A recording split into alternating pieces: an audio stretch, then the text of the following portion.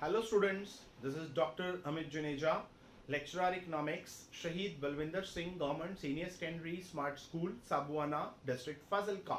And I welcome you all in this channel, Amit Juneja Economics, and today's lecture of full employment and the unemployment associated with full employment and some of the small topics like planned savings or planned investment or actual savings or actual investment. So we discuss all these topics today in this lecture. In the last lecture we discussed about the concept of full employment. In that lecture we discussed what is full employment and what are the various types of unemployment associated with the level of full employment. In the last lecture we discussed ki what is full employment. Full employment doesn't mean कि a person is employed for the whole year. It is the type of employment in which a person is getting a fair days of work like 273 days in India and 8 hours a day. Also we discussed in the last lecture, that is what is unemployment, what is employment, what is underemployment, what is visible underemployment or what is invisible underemployment. And we also discussed one type of unemployment which is called the frictional unemployment, जिसको हम count करते हैं कि अगर economy के अंदर frictional unemployment है so still economy के अंदर जो है वो फुल एम्प्लॉयमेंट का लेवल जो है वो होगा. हम मतलब इसमें जो है फुल एम्प्लॉयमेंट का ही एक पार्ट काउंट करते हैं. मतलब अगर इकोनॉमी के अंदर फ्रिक्शनल अनएम्प्लॉयमेंट है तो भी हम ये कहेंगे कि इकोनॉमी के अंदर फुल एम्प्लॉयमेंट ही है. क्यों? क्योंकि बहुत टेम्परेरी टाइप ऑफ अनएम्प्लॉयमेंट है, तो इसलिए हम इसको फुल एम्प्लॉयमेंट का पार्ट जो है वही एक्सेप्ट करते हैं. सेकेंड टाइप ऑफ अनएम्प्लॉयमेंट जिसको हम फुल एम्प्लॉयमेंट का पार्ट कंसिडर करते हैं, that is called structural unemployment. Now what is the structural unemployment? Structural unemployment का मतलब ये है कि अगर इकोनॉमी के अंदर देखिए जैसे जैसे डेवलपमेंट्स होती हैं वैसे वैसे क्या होता है कि इकोनॉमी के अंदर कुछ नए एरियाज जो है प्रोडक्शन के वो आ जाते हैं. जैसे लोग क्या करते हैं, देखिए अब आमतौर पे हम ये कहते हैं कि इकोनॉमी के अंदर there are three sectors. One is primary, second is secondary and third is service sector, जिसको हम टर्शरी सेक्टर जो है वो भी कहते हैं. There are three sectors in the economy, primary, secondary and service sector, और we can call it the tertiary sector. अब क्या होता है कि इनिशियल स्टेजेस ऑफ डेवलपमेंट के अंदर ज्यादातर लोग जो हैं वो इस प्राइमरी सेक्टर में काम कर रहे होते हैं. जैसे हम इंडिया में बात करें तो इंडियन इकोनॉमी के अंदर एक डाटा आता है कि at the time of independence what percentage of Indian population is working in agriculture sector. So at that time, as approximately 70 or 75% population of India engaged in agricultural activities. अगर हम आज की डेट में बात करें तो आज की डेट में approximately इंडिया की 48% population जो है 48% वो एग्रीकल्चर में काम करते हैं डायरेक्टली एंड इनडायरेक्टली बोथ. सो क्या हुआ, अब सोचो कि वो जो 75% लोग एग्रीकल्चर में काम कर रहे थे अभी एट प्रेजेंट वहां पे सिर्फ 48% काम कर रहे हैं. इसका मतलब बाकी लोग कहां गए? बाकी लोग मूव किए फ्रॉम प्राइमरी टू सेकेंडरी. क्यों? क्योंकि with the passage of development क्या होता है कि जो प्राइमरी सेक्टर है वो डेवलप होना शुरू हो जाए. मैंने कहा with the passage of development. अब जब डेवलपमेंट होगी तो वो प्राइमरी सेक्टर की भी होगी, वो सेकेंडरी सेक्टर की भी होगी और वो सर्विस सेक्टर की भी होगी, तीनों की होगी. अब प्राइमरी सेक्टर की डेवलपमेंट का मतलब क्या है? एग्रीकल्चर डेवलप हो रही है, मतलब जो काम आप हाथ से कर रहे थे वही काम मशीन से हो रहा है. पहले क्या होता था, जो फसल की कटाई होती है वो हाथ से होती थी. आजकल क्या करते हैं, वो कंबाइन लाते हैं. जब कंबाइन लगा दी तो इसका मतलब क्या हुआ कि जो लोग पहले हाथ से कटाई करते थे वो सारे लोग क्या हो गए, अनएम्प्लॉयड हो गए. तो वो क्या करेंगे, वो primary to secondary sector move करेंगे. अब हमारे लिए प्राइमरी में कोई काम नहीं रहा, so we have to move to the secondary. अब जब सेकेंडरी डेवलप हो जाएगा तो क्या होगा, अब वो मूव करेंगे टू सर्विस सेक्टर. अब एक पर्सन ने प्राइमरी टू सेकेंडरी जाना है तो वो एकदम से तो जा नहीं सकता. क्यों? क्योंकि secondary sector basically includes manufacturing sector और द इंडस्ट्रीज. अब इंडस्ट्री में काम करना है तो ट्रेनिंग चाहिए. अब प्राइमरी में तो बिना ट्रेनिंग के भी काम चल जाता है. अब उसको कुछ टाइम के लिए ट्रेनिंग लेनी पड़ेगी, तो कुछ टाइम ट्रेनिंग लेके वो क्या करेगा, वो सेकेंडरी में मूव कर जाएगा. फिर जब सेकेंडरी की डेवलपमेंट हो जाएगी तो सेकेंडरी में भी लोगों की जरूरत कम पड़ेगी. जैसे बड़ी बड़ी फैक्ट्रीज में काम क्या होगा, ऑटोमेटिक मशीन से होना शुरू हो जाएगा, तो वहां पर भी लोगों की जरूरत कम होगी, तो लोग क्या करेंगे, secondary to service sector move करेंगे। तो हम कहेंगे कि इकोनॉमी के स्ट्रक्चर के अंदर क्या हो रहा है, चेंजेस आ रहे हैं। So this is called structural changes in the economy. जब इकोनॉमी के अंदर स्ट्रक्चरल चेंजेस आते हैं तो उसका रिजल्ट ये निकलता है कि बहुत सारे जो ओल्ड बिजनेस होते हैं या ओल्ड इंडस्ट्रीज होती हैं वो बंद हो जाती हैं, और उसकी जगह पर जो नई इंडस्ट्रीज हैं वो ओपन हो जाती हैं। जैसे अगर हम बात करें कि किसी टाइम पर इंडिया के अंदर ब्लैक एंड व्हाइट टीवी हुआ करते थे, क्या हुआ, डेवलपमेंट के बाद क्या हुआ, जो ब्लैक एंड व्हाइट टीवी थे वो बंद हो गए, उसकी जगह पे कलर टीवी आ गए।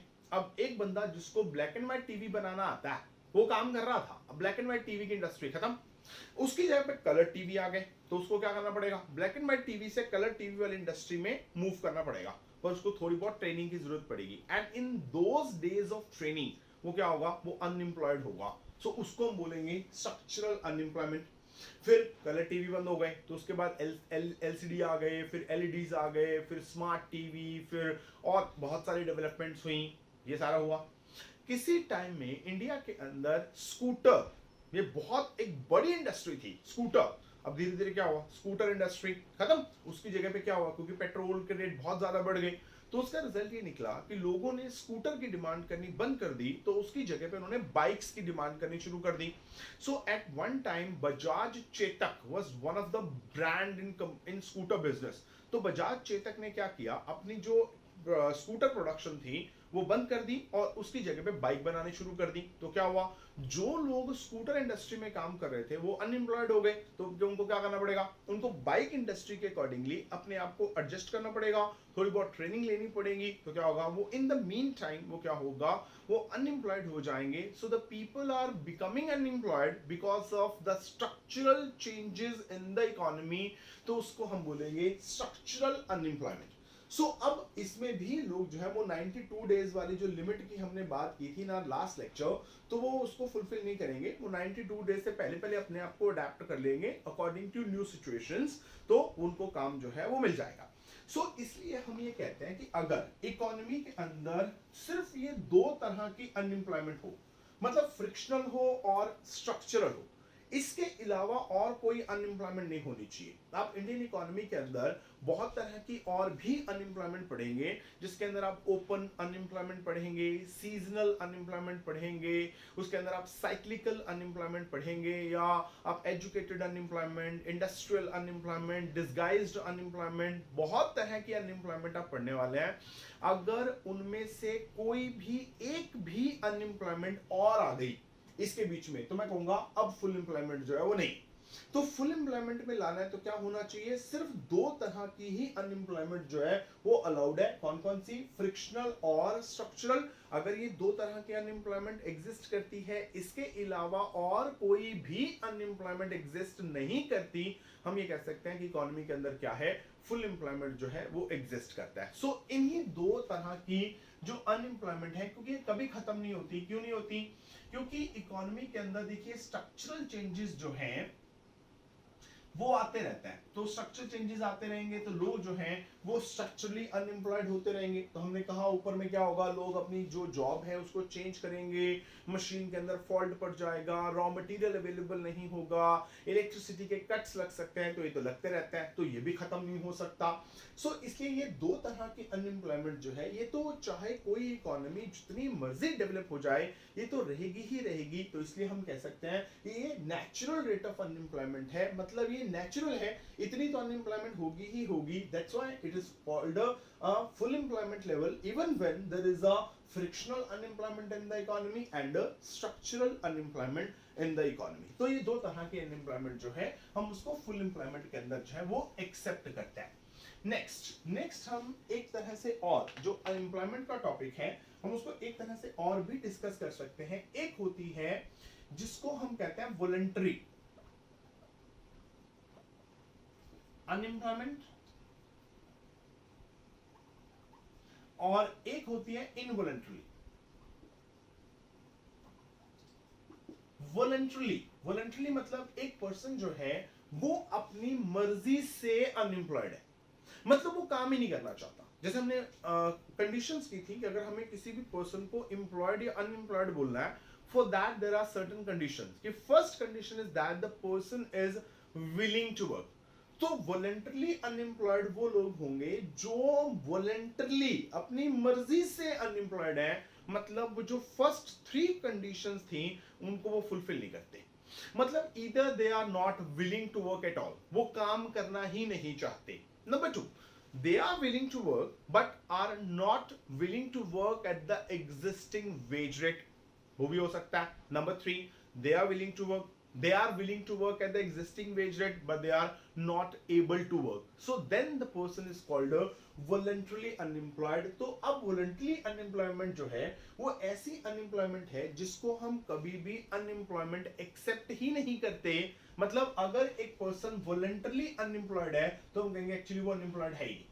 मैंने आगे भी इस बात को डिस्कस किया था अपने लास्ट लेक्चर के अंदर कि if a person is voluntarily unemployed, हम ये कहेंगे कि यू आर नॉट अनएम्प्लॉयड। क्यों? जब हम इंडिया के अंदर या किसी भी कंट्री के अंदर एम्प्लॉयड लोगों का डाटा कलेक्ट करेंगे या हम अनएम्प्लॉयड लोगों का डाटा कलेक्ट करेंगे, हम उस पर्सन को बीच में काउंट नहीं करेंगे अनएम्प्लॉयमेंट में। हम कहेंगे you are not unemployed because you are not willing to work or you are not willing to work at the existing wage rate or you are not able to work, so that's why you are not going to be calculated or counted in the total unemployed person of the economy। okay, जब भी हम unemployment word use करते हैं तो हमेशा हमारा जो concern है वो इनवॉलंटरली अनएम्प्लॉयमेंट से होता है। इनवॉलंटरली, इनवॉलंटरली नाम से क्लियर कीजिए, ऐसे लोग जो अपनी मर्जी से नहीं, they are not voluntarily unemployed but they are unemployed against their will,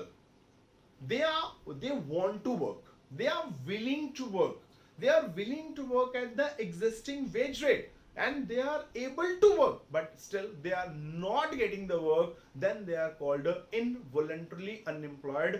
अगर हम unemployment की बात करते हैं, so the basic meaning of unemployment is involuntarily unemployment. हम कभी भी उसको वॉलंटरली अनएम्प्लॉयमेंट तो हम उसको काउंट ही नहीं करते कभी भी।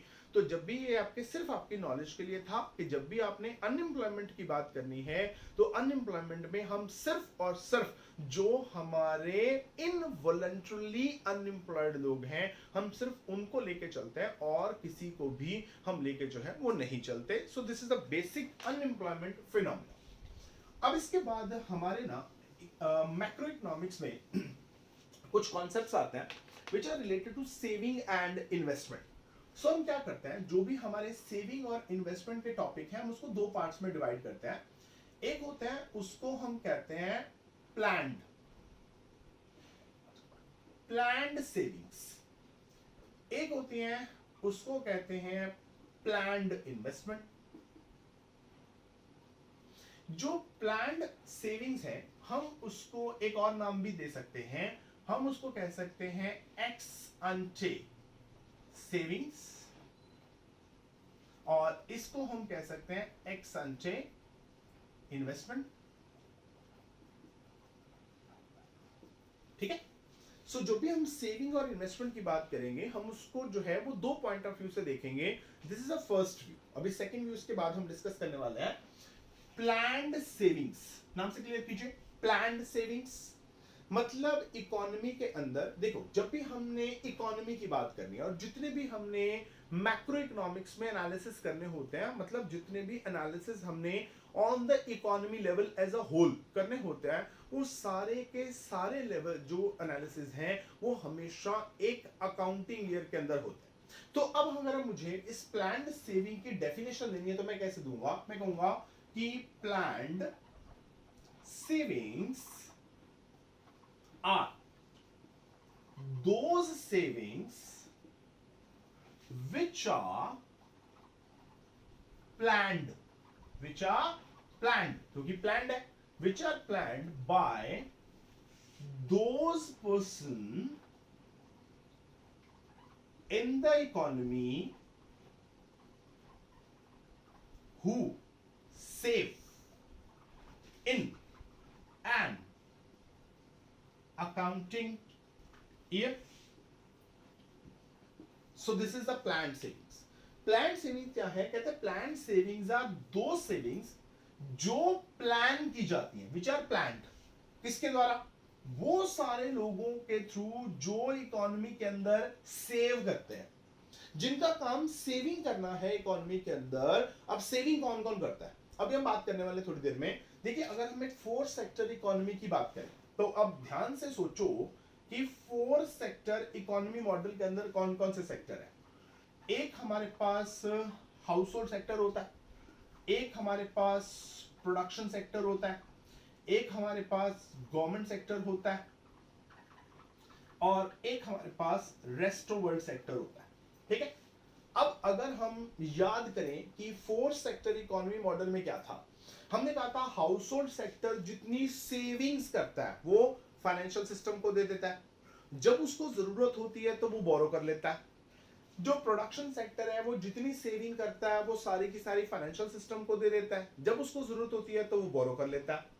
जो गवर्नमेंट सेक्टर है वो जितनी सेविंग्स करता है वो सारी की सारी फाइनेंशियल सिस्टम को दे देता है, जब जरूरत होती है तो बोरो कर लेता है। बट याद कीजिए, हमने रेस्ट ऑफ वर्ल्ड सेक्टर का जो रिलेशन दिखाया था वो इन फोर सेक्टर इकोनॉमी मॉडल हमने सिर्फ दो सेक्टर के साथ दिखाया था, one is a production sector and other is a house hold sector. बस इसका रिलेशन हमने इकोनॉमी के अंदर जो है वो फाइनेंशियल सिस्टम के साथ नहीं दिखाया था।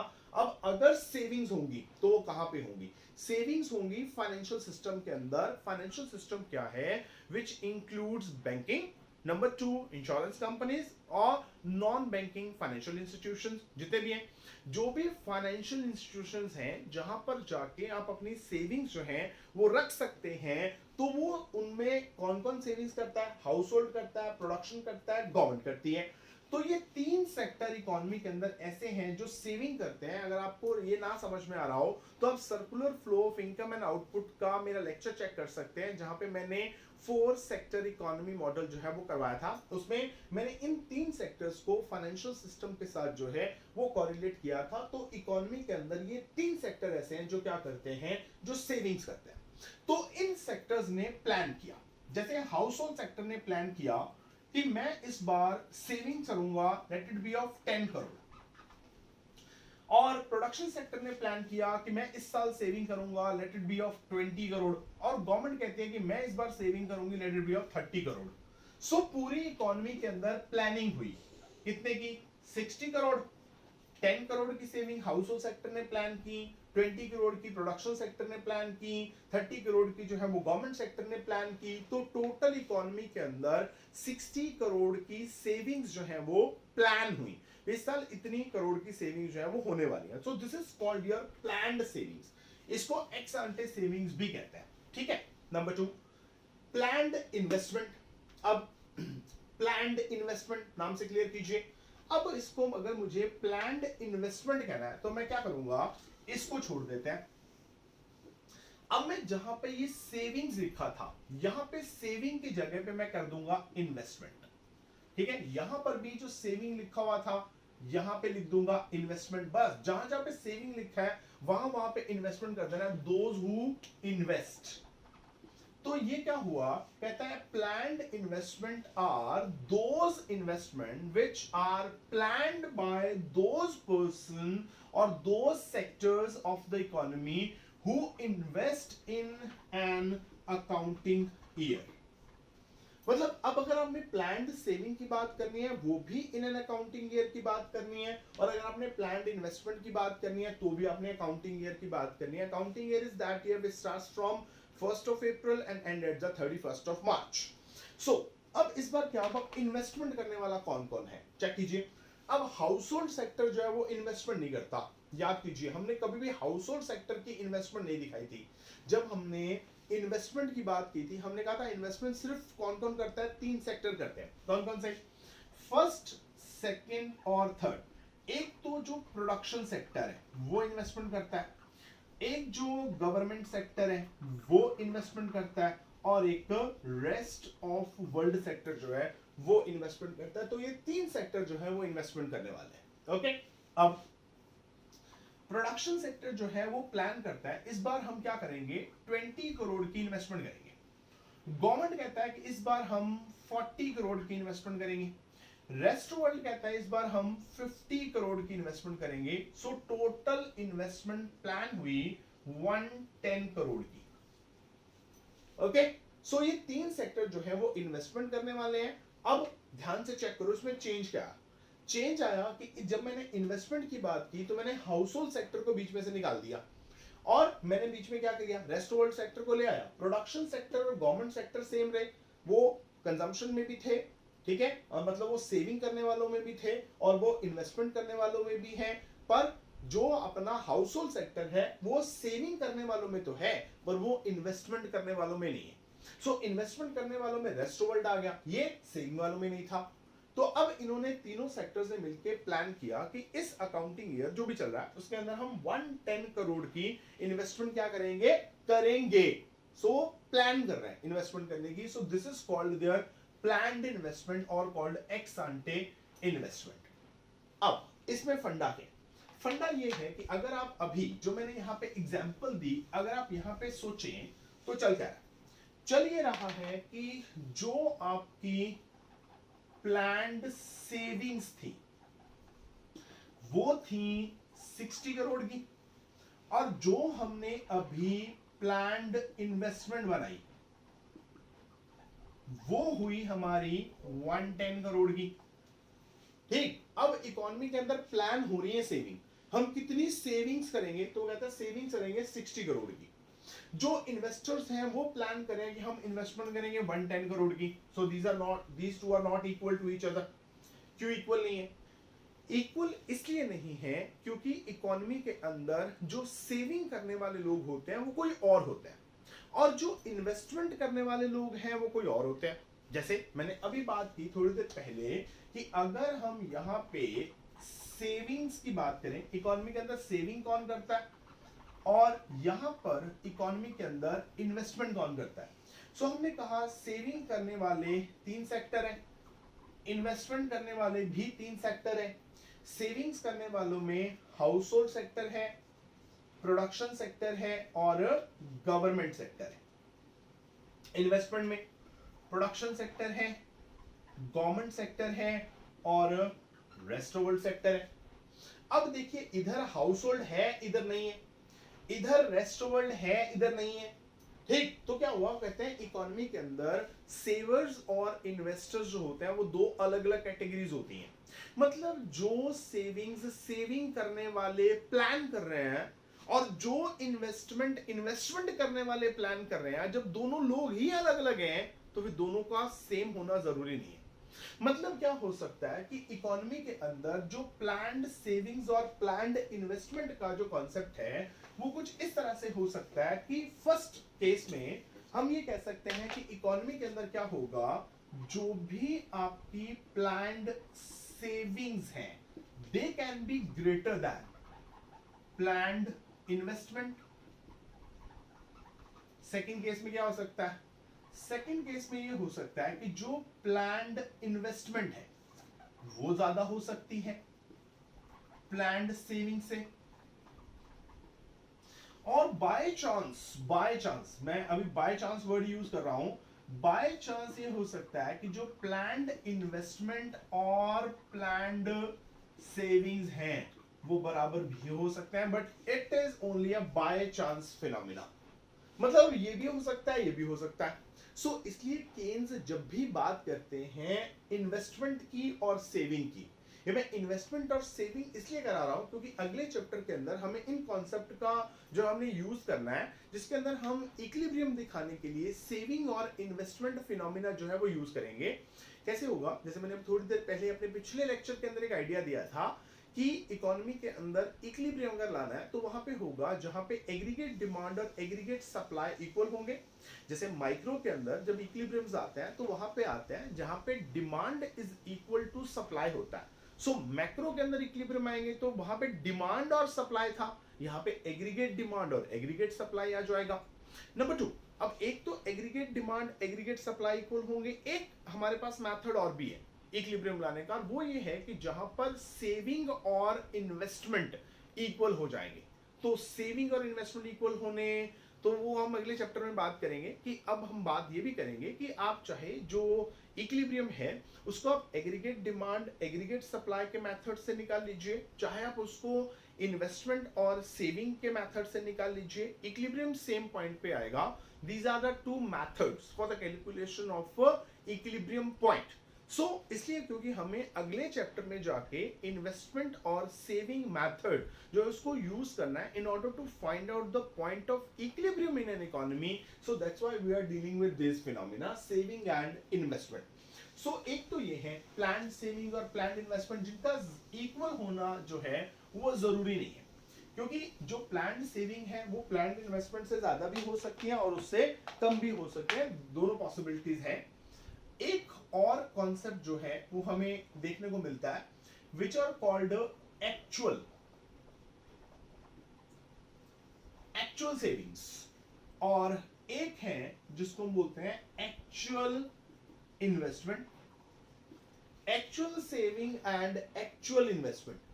ओके, एक्चुअल सेविंग और एक्चुअल इन्वेस्टमेंट को हम एक और नाम भी देते हैं, इसको हम कहते हैं x post savings, and this is called x post investment. ठीक, अब इसको एक्चुअल नहीं बोलते, आप इसको रियल भी बोल सकते हैं. अब नाम से क्लियर कीजिए एक्चुअल सेविंग्स और एक्चुअल इन्वेस्टमेंट. तो वो प्लान था, ये एक्चुअल है. प्लानिंग में गड़बड़ हो सकती है. अब एक्चुअल सेविंग क्या होंगी, अगर हम इसकी डेफिनेशन जो है उस पे जाएं तो हम कह सकते हैं कि actual savings are those savings which are actually done by those sectors who save in the economy in an accounting year. Now it's clear to you? कि एक्चुअल सेविंग क्या है? Actual savings are those savings which are actually done by whom? Actually done by those sectors who save in the economy in an accounting year. अब यहां पर भी हमें accounting year लेना पड़ेगा, यहां पर भी हमें अकाउंटिंग ईयर में लेना पड़ेगा, और वही सेक्टर्स लेने पड़ेंगे जो सेव करते हैं. अब कौन से सेक्टर सेव करते हैं? Number 1 house hold sector, number 2 production sector, Number 3 government sector. There are 3 sectors in the economy who save. तो ये 3 सेक्टर इकोनॉमी के अंदर जितनी एक्चुअल सेविंग करते हैं they are called actual savings और एक्स पोस्ट सेविंग्स. अगर मुझे इन्वेस्टमेंट देखना है तो जहां जहां पे ये सेविंग लिखा हुआ है ना, यहां पे इन्वेस्टमेंट लगा दीजिए. Actual investment are those investment, मैं बस सेविंग की जगह पे इन्वेस्टमेंट लिख रहा हूं, which are actually done by those sectors who invest in the economy in an accounting year. अब कौन कौन से सेक्टर्स हैं जो इन्वेस्टमेंट करेंगे?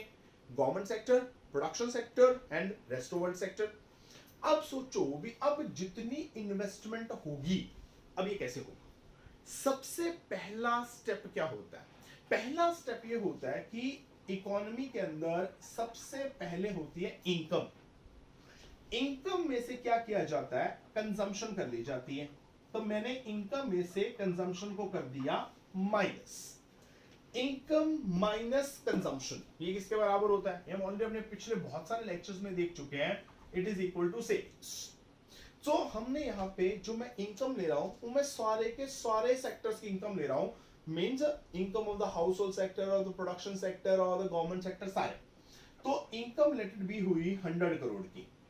उसमें से उन्होंने 70 करोड़ का कंजम्पशन कर लिया. अब उनके पास जो एक्चुअल सेविंग है वो है 30 करोड़ की. This is the actual position. अब उन्होंने प्लान किया होगा कि हम 20 करोड़ की सेविंग करेंगे, हो गई 30 करोड़ की. या उन्होंने प्लान किया होगा हम 40 करोड़ की सेविंग करेंगे, पर गलती से कंजम्पशन ज्यादा हो गई तो अब सेविंग रह गई 30 करोड़ की. दिस आर रियल सेविंग्स और एक्चुअल सेविंग. अब ये सारी की सारी जो 30 करोड़ की सेविंग्स है वो कहां पे जाएंगी? All the savings are deposited in the financial system of the economy. मतलब अब हाउस होल्ड सेक्टर ने सेविंग करी, प्रोडक्शन सेक्टर ने सेविंग करी, उसके बाद जो है गवर्नमेंट सेक्टर ने सेविंग करी, तीनों ने अपनी सेविंग करके फाइनेंशियल सिस्टम में डाल दी. तो फाइनेंशियल सिस्टम में डाली तो क्या हुआ, फाइनेंशियल सिस्टम के पास एट प्रेजेंट 30 करोड़ अवेलेबल। अब क्या होगा, अब इन्वेस्टर्स आ जाएंगे। अब इन्वेस्टर्स ने क्या करना है, फाइनेंशियल सिस्टम से बोरो करना है, तो फाइनेंशियल सिस्टम से वो बोरो करेंगे। अब मैक्सिमम टू मैक्सिमम वो कितना बोरो कर सकते हैं, 30 करोड़। मतलब अगर उन्होंने इन्वेस्टमेंट करनी है तो ज्यादा से ज्यादा इन्वेस्टमेंट कितनी होगी, 30 करोड़ की होगी, इससे ज्यादा नहीं हो सकती, क्योंकि फाइनेंशियल सिस्टम के पास एट प्रेजेंट 30 करोड़ ही है, उससे ज्यादा नहीं है। तो अगर वो ज्यादा से ज्यादा लोन देना प्रेफर भी करेगा और बोरोविंग्स भी कराएगा तो ज्यादा से ज्यादा वो 30 करोड़ के लोन दे सकता है, इससे ज्यादा नहीं दे सकता।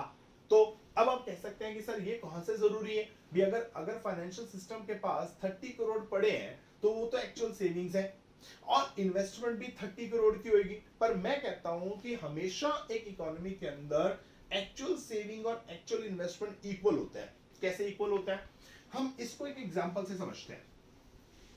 सपोज करो कि क्या हुआ, अब देखो इसमें भी डिफरेंसेस आ सकते हैं।